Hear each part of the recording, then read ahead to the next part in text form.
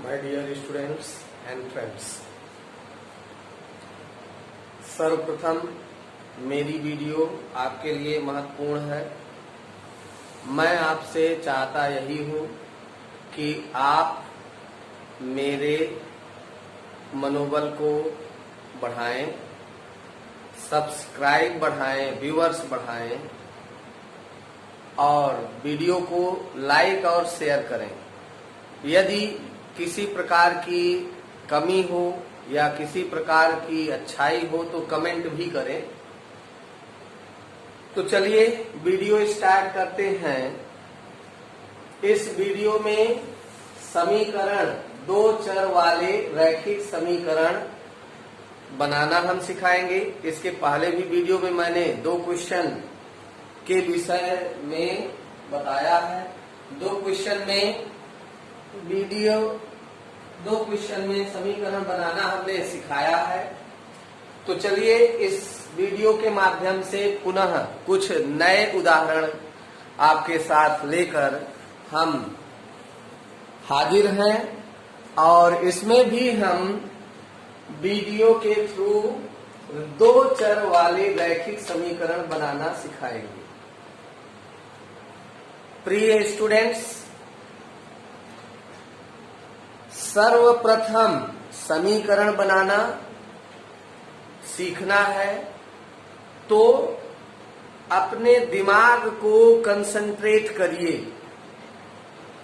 और क्वेश्चन के आधार पर एक एक शब्दों के अनुरूप हमको कंडीशंस, शर्त को देखते हुए समीकरण बनाना है और फिर उसे हल भी करना है। तो देखिए यहाँ पर क्वेश्चन मैं एक बार पढ़ लेता हूँ। एक राजमार्ग पर दो स्थान ए और बी 100 किलोमीटर की दूरी पर स्थित हैं। एक कार ए तथा दूसरी कार बी एक ही समय में चलना प्रारंभ करती है। यदि ये कारें भिन्न भिन्न चालों से एक ही दिशा में चलती हैं तो वे 5 घंटे बाद एक दूसरे से मिलती हैं। यदि वे विपरीत दिशा में चलती हैं तो 1 घंटे बाद ही मिल जाती हैं। तो दोनों कारों की चाल ज्ञात करना है। तो इस क्वेश्चन में दोनों कार की चाल हमें ज्ञात करना है। अतः हम सबसे पहले इसमें मान लेते हैं दोनों कारों की चाल। एक कार फास्ट है, तीव्र है और एक कार धीमी है। तो चलिए देखिए यहाँ पर दो स्थान हैं। एक स्थान ये ए बिंदु है और दूसरा स्थान ये बी बिंदु है। ये इनके बीच की डिस्टेंस है 100 किलोमीटर, जैसा कि क्वेश्चन में दिया गया है। एक राजमार्ग पर दो स्थान ए और बी 100 किलोमीटर की दूरी पर स्थित हैं। अब कार ए, यहाँ से ए कार चलती है, यहाँ से बी कार चलती है। दोनों की चालें भिन्न भिन्न हैं। चलिए हम मान लेते हैं, माना तेज चाल वाली कार की चाल बराबर x किलोमीटर प्रति घंटा। इसी प्रकार से धीमी चाल वाली कार बी की चाल बराबर y किलोमीटर प्रति घंटा। चलिए यहाँ थोड़ा सा संशोधन कर देते हैं। तेज चलने वाली कार ए की चाल हमने मान लिया x किलोमीटर प्रति घंटा। दोनों कारों की चालें यहां पर हमने मान लिया है। और अब इसमें कहा गया है कि एक कार A तथा एक कार B एक ही समय में, उनके चलने का समय एक ही है, एक ही दिशा में एक ही समय में चलना प्रारंभ करती हैं। यदि ये कारें भिन्न भिन्न चालों से एक ही दिशा में चलती हैं, तो मान लेते हैं कार A इस दिशा में चलती है और B कार भी इसी दिशा में चलती है और यहाँ आकर मिल जाती है। 5 घंटे तक एक कार चलती है तो यहाँ तक आती है और B कार भी 5 घंटे तक चलती है तो यहाँ तक आती है। तो देखिए यहाँ पर हमारे पास चाल दिया गया है और 5 घंटे का समय दिया गया है। तो कहने का मतलब ये है, हमारे पास चाल के लिए सूत्र है, चाल बराबर होता है दूरी बटे समय। और यदि समय और चाल हमारे पास है तो हम दूरी निकाल सकते हैं। अर्थात दूरी के लिए फार्मूला बन जाएगा दूरी बराबर चाल गुणे समय। देखिए बराबर चिन्ह बीच में लगा हुआ है। यदि हमें दूरी निकालना है तो समय को इधर लाना पड़ेगा, समय यहाँ आएगा तो चाल गुणे समय। तो इस तरह से दूरी बराबर चाल गुणे समय। तो यहाँ पर हम लिख लेते हैं कार ए द्वारा तय की गई दूरी बराबर चाल गुणे समय। अर्थात चाल, कार एक ही चाल है x और समय है 5 घंटे, तो इस तरह से 5x किलोमीटर ये दूरी तय करती है। इसी प्रकार से कार B द्वारा तय की गई दूरी बराबर 5 गुणे y यानी 5y किलोमीटर। अंडरस्टैंड? देखिए दोनों कार एक ही दिशा में जा रहे हैं तो 5 घंटे में तय की गई दूरी 5 गुणे x 5x kilometre. B car द्वारा तय की गई दूरी 5 घंटे में 5 गुणे y यानी 5y किलोमीटर। अब देखिए चित्र के अनुसार ध्यान से समझिए, एक कार यहां से यहां तक आ जाती है 5 घंटे में, B कार B बिंदु से इस बिंदु तक आ जाती है। अब यदि एक द्वारा तय की गई कुल दूरी में से B वाली दूरी को ऐसे घटा दिया जाए तो इसी दूरी के बराबर बचता है, A और B के बीच की दूरी के बराबर ये दूरी बचती है। नहीं समझ में आया? पुनः देखिए, एक कार द्वारा तय की गई इस कुल दूरी में से B द्वारा तय की गई दूरी को घटा दे तो A और B बिंदु के बीच की दूरी ज्ञात हो जाती है जो कि 100 किलोमीटर है। अर्थात प्रथम शर्त से यहां हो जाएगा 5x माइनस 5y ए कार द्वारा तय की गई दूरी माइनस B कार द्वारा तय की गई दूरी बराबर है 100।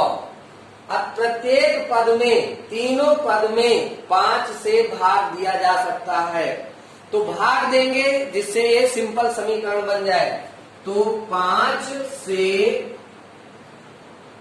भाग देने पर तो यहां पर हमें प्राप्त होता है, देखो 5x बटे 5 से 5 कट गया, बचा केवल, तो इस तरह से x बचेगा। यहाँ पर 5 से भाग देने पर y बचेगा और यहाँ 5 से भाग देने 5 दूनी 10 और ये 0, 20 आ जाएगा। यानी 100 में 5 से भाग दे दीजिए तो ये समीकरण फर्स्ट हमें प्राप्त हो जाता है x माइनस वाई बराबर 20। चलिए अब दूसरी शर्त हम लगा करके दूसरा समीकरण प्राप्त कर लेते हैं।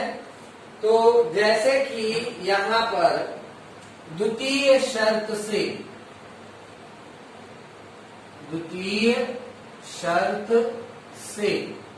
अब देखिए द्वितीय शर्त में क्या है। द्वितीय शर्त में यहां पर है यदि वे विपरीत दिशा में चलती हैं तो 1 घंटे बाद मिलती हैं।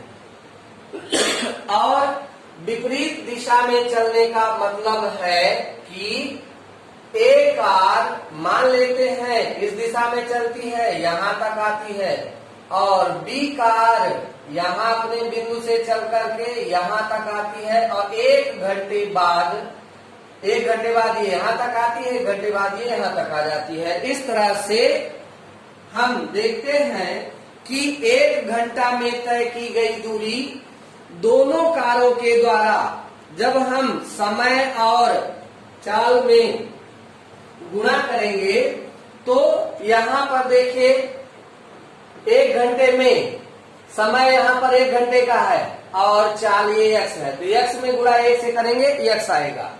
अर्थात यहां पर दोनों में हम द्वितीय शर्त से यहां पर हम लगाते हैं तो दोनों जब एक दूसरे के विपरीत दिशा में चलती हैं तो दोनों की दूरी तय की गई दूरी का योग अर्थात यहाँ x धन y तब ये बराबर है 100। ये है द्वितीय समीकरण। क्यों? क्योंकि ये दोनों कारें एक दूसरे के विपरीत दिशा में जाती हैं, इधर और इधर। तो 1 घंटे में तय की गई दूरी 1 घंटे में बी द्वारा तय की गई दूरी दोनों जोड़ देंगे तो इसी दोनों बिंदुओं के बीच की दूरी के बराबर होगा, अर्थात x धन y बराबर 100। अब दोनों समीकरणों को हम हल करेंगे तो x माइनस वाई बराबर ये है 20, इक्वेशन फर्स्ट। यहाँ पहले भी हम बता चुके हैं y बराबर है, विपरीत चिन्ह है, सीधे सीधे यहाँ जोड़ने पर x भी बराबर है। यदि x से करेंगे तो यहाँ लिखना पड़ेगा घटाने पर और फिर नीचे वाले समीकरण के प्रत्येक पद के चिन्ह बदलेंगे। लेकिन विपरीत चिन्ह जब ऑलरेडी y में है, बराबर भी है राशि, इनके गुणांक बराबर है तो सीधे यहाँ जोड़ने पर कोई चिन्ह नहीं बदलेगा और प्लस माइनस कैंसल 0। ये दोनों प्लस प्लस जुड़ जाएंगे 2x और ये भी आपस में जुड़ जाएंगे 120।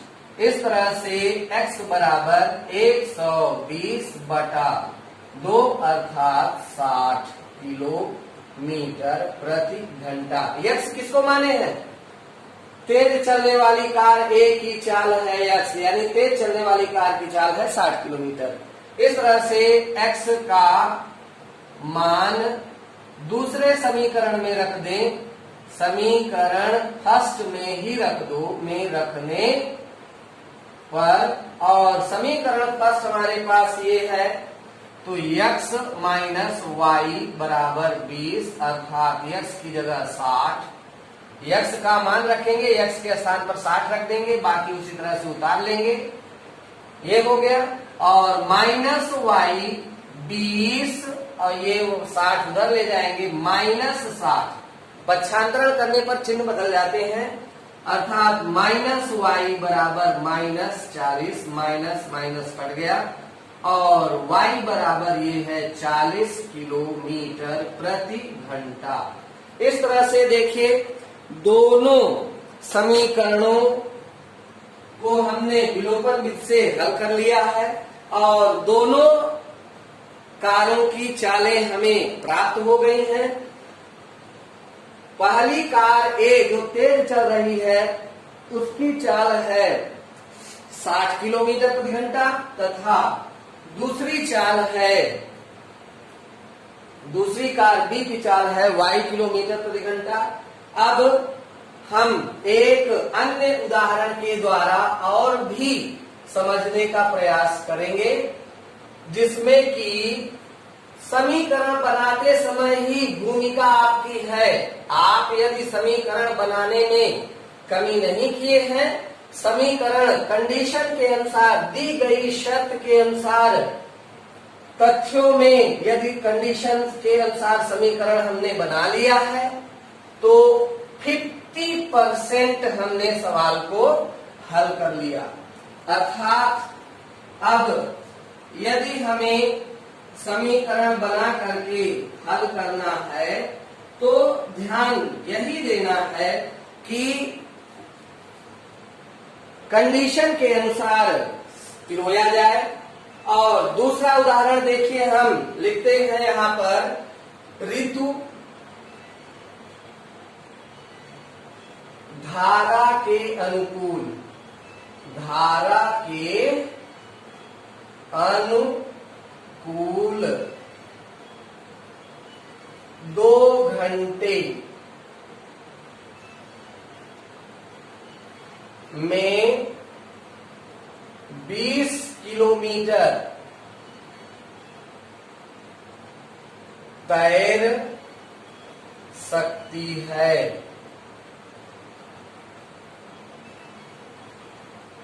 और धारा के विपरीत,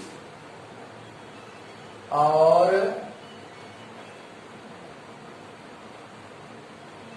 धारा के विपरीत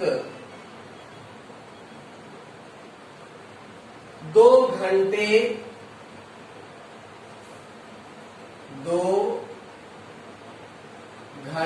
में 4 किलोमीटर ही तैर सकती है। उसकी स्थिर जल में, उसकी स्थिर जल में चाल तथा धारा की चाल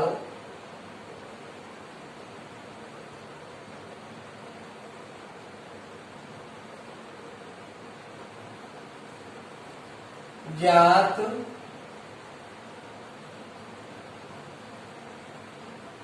कीजिए। देखिए, क्वेश्चन आपके सामने है और इस क्वेश्चन को सॉल्व करने के लिए पुनः हमें समीकरण बनाना है और समीकरण कंडीशन के आधार पर बनाएंगे। लास्ट में इसमें पूछा गया है ऋतु, उसकी यानी ऋतु की स्थिर जल में चाल बताना है और धारा की भी चाल बतानी है। तो इस तरह से क्वेश्चंस हो सकते हैं जिसमें नाव चलाने की बात होती है, नाव और धारा। तो नाव की चाल हमें माननी पड़ेगी और धारा की चाल माननी पड़ेगी। यहाँ केवल ऋतु तैर रही है, तो पानी में ऋतु, स्थिर जल में ऋतु के तैरने की चाल को हम मान लेते हैं। तो यहां से हल करते हैं और मान लेते हैं, माना स्थिर जल में ऋतु की चाल है x किलोमीटर प्रति घंटा और धारा की चाल हम मान लेते हैं, धारा की चाल बराबर y किलोमीटर प्रति घंटा। देखिए, समझने का प्रयास करिए। नदी में आप लोग तैरे होंगे, जो गांव से रिलेटेड है, नदी के पास किससे रिलेटेड है वो तैरे होंगे। शहर मार्केट के नजदीक के लोग नदी में नहीं तैरे होंगे, अनुभव किए होंगे। तो उस कंडीशन में देखिए, जब ना हम नदी में तैरते हैं तो धारा के अनुकूल दिशा में जब हम तैरते हैं, जिधर धारा बह रही है, जैसे मान लो धारा इधर बह रही है दाईं तरफ, तो हम भी दाईं तरफ जब तैरते हैं तो हम हल्का महसूस करते हैं, आसानी से आगे बढ़ते हैं। इसका कारण कभी अनुभव किया? इसका कारण केवल ये है कि हमारी चाल में धारा की चाल अनुकूल दिशा के समय जुड़ जाती है और प्रतिकूल दिशा या विपरीत दिशा में हमारी चाल घटती है, क्योंकि धारा हमको पीछे की ओर ढकेलती है और हम धारा के विपरीत दिशा में जाना चाहते हैं। तो इस तरह से पहले हम यहाँ पर मानते हैं धारा के अनुकूल, धारा के अनुकूल दिशा में ऋतु की चाल, और ऋतु की चाल हो जाएगी x प्लस वाई, जुड़ जाएगी ये चाल, दोनों ऋतु की चाल में धारा की चाल जुड़ जाएगी। तो ये अनुकूल दिशा में होगा। अब एक विपरीत दिशा के लिए है, प्रतिकूल दिशा में, तो यहां पर हम लिखते हैं धारा के विपरीत या प्रतिकूल, विपरीत दिशा में ऋतु की चाल है क्या? घट जाएगी, यानी ऋतु की चाल में से धारा की चाल माइनस हो जाएगी, घट जाएगी। अब हमारे पास चाल है, ध्यान से समझिए, चाल हमारे पास है और समय और दूरी है। तो यदि दूरी हमारे पास है तो दूरी बटे चाल करने पर या सीधे सीधे समय और चाल में गुणा करेंगे तो दूरी में बदल जाएगा। किसमें बदलेगा? समय और चाल में गुणा करेंगे। जैसे कहने का मतलब ये है, तो हमने इसके पहले वाले प्रश्न में भी दूरी के लिए सूत्र लगाया है, दूरी बराबर होता है चाल गुणे समय। अर्थात देखिए यहाँ पर प्रथम शर्त लागू कर दीजिए। प्रथम शर्त से ध्यान दीजिए, प्रथम शर्त में क्या कहा गया? ऋतु धारा के अनुकूल 2 घंटे में 20 किलोमीटर तैर सकती है। अर्थात ये अनुकूल वाला समय है 2 घंटे में, और अनुकूल दिशा की चाल है x धन y। यहाँ अनुकूल दिशा के लिए कंडीशन दी गई है और अनुकूल दिशा में ये ऋतु की चाल है x धन y। अर्थात यहाँ पर चाल की जगह चाल, समय की जगह समय, समय है 2 घंटे और चाल है x धन y। तो इस तरह से x धन y ये चाल में समय 2 घंटे, ये देखिए चाल की जगह चाल हो गया अनुकूल दिशा का और समय की जगह ये समय हो गया 2 घंटे। और यदि इनको हल करते हैं तो इस दूरी के इक्वल आएगा, क्योंकि लिखा है अनुकूल दिशा में 2 घंटे में 20 किलोमीटर तैर सकती है। अर्थात यहाँ पर 20 किलोमीटर हम लिख सकते हैं। गुणा करो, कोष्टक खोलो, 2 से गुणा करने पर 2x, 2 से गुणा करेंगे धन 2y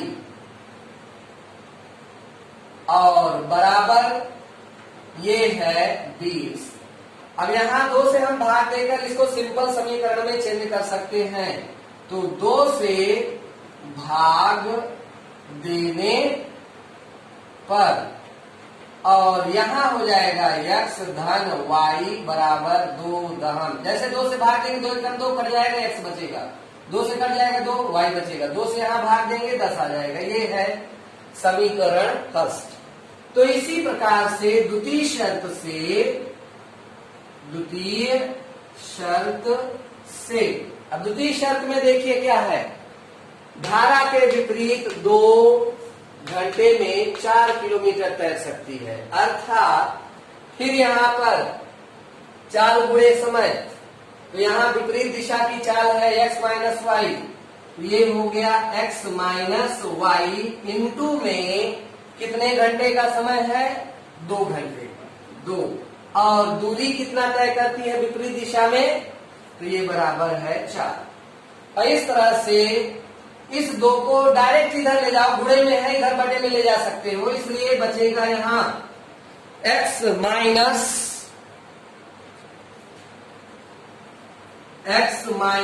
वाई। देखो ये ब्रैकेट में गुणे में था, ये बटे में आ जाएगा, यानी 4/2, अर्थात अब यहां पर हम लिख सकते हैं x माइनस वाई बराबर 2 से 4 में भाग देंगे 2 आ जाएगा। ये है समीकरण सेकेंड। अब दोनों समीकरणों को हम विलोपन विधि से हल कर लेंगे, तो यहाँ x धन y बराबर है 10, समीकरण फर्स्ट। फिर से विलोपन विधि से, ये विपरीत चिन्ह है y में, इसलिए जोड़ने, क्योंकि हमें चिन्ह नहीं बदलना है, y पद से हम कर रहे हैं, y पद के गुणांक भी बराबर हैं, इस तरह से ये 0 और यहाँ 2x, x जुड़ जाएगा, एक गुणांक यहाँ से एक गुणांक यहाँ से, एक जोड़ने पर 2x, और इधर ये दोनों प्लस में है जुड़ जाएंगे, तो ये हो गया 12, और x बराबर 12/2 अर्थात 6 किलोमीटर प्रति घंटा। x हमने किसको माना था, माना स्थिर जल में ऋतु की चाल को हमने माना था। पुनः यहाँ x का मान समीकरण 1 में रखने पर, और समीकरण 1 में हम रखते हैं, तो समीकरण 1 है x प्लस वाई बराबर है 10, और x की जगह पर 6, y प्लस में इक्वल 10, y इक्वल 10 माइनस 6, यानी y इक्वल 4 किलोमीटर प्रति घंटा। इस तरह से लास्ट में हम उत्तर जरूर लिख दिया करें। स्थिर जल में